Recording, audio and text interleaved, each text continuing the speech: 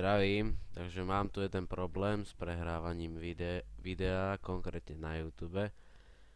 Ak si spustím nejaké video, hociaké, tak ono ide normálne, ale ak si ho chcem dať do full screen, nastane problém a problém vyzerá takto.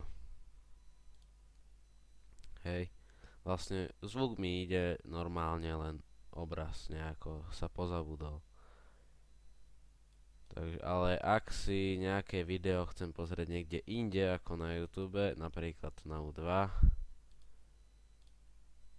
počkaj, dám si full screen a video ide úplne v poriadku. Neviem, čo to je, prečo to je, z akého dôvodu to je, preto sa vás chcem opýtať, či mi s tým neviete pomôcť.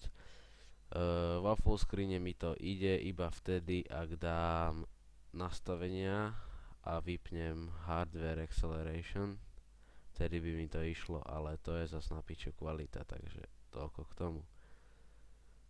To je asi odo mňa všetko, ak viete nejaké rady, budem len rád, ďakujem.